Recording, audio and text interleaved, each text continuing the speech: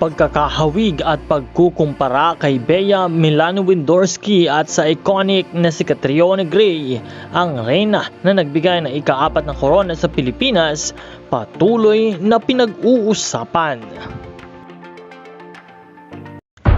The most interesting pageant content is back. Nell 2204, your pageant blogger host. Subscribe. Magandang araw Pilipinas and good day pageant lovers. Usap-usapan ngayon sa pageant world ang pagkakahawig at pagkukumpara kay Bea Milano-Windorski, ang ating MUPH La Union, at sa iconic na si Catriona Gray, ang reyna na nagbigay ng ika-4 na korona para sa Pilipinas. Dahil sa mga viral photos na kumakalat online, hindi maiwasan ng mga fans na mapansin ang kanilang aura, ang matapang na mata, eleganteng tindig at signature confidence na talagang pang international stage. Pero sino nga ba si Bea Milano-Windorski? Si Bea ay ang pride ng La Union sa Miss Universe Philippines 2026.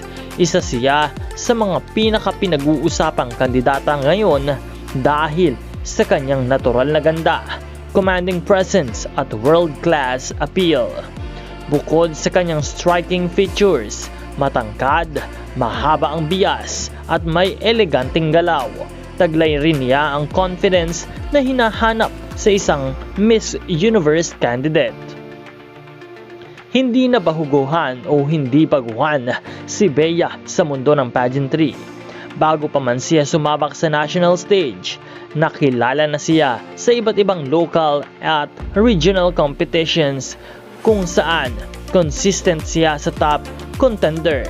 Kilala sa kanyang strong runway walk, may natural na stage presence, marunong humarap sa pressure ng kompetisyon.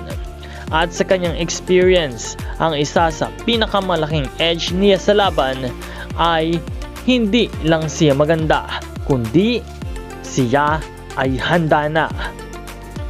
Kaya't ang tanong ng nakararami, siya na nga ba ang susunod na Miss Universe at susunod sa yapak ng ating very iconic Miss Universe 2018, Catriona Gray. Maraming salamat sa panonood at patuloy na umantabay sa lahat ng mga bagong balita. This is Nell 2204. Magkita tayong muli sa susunod na video.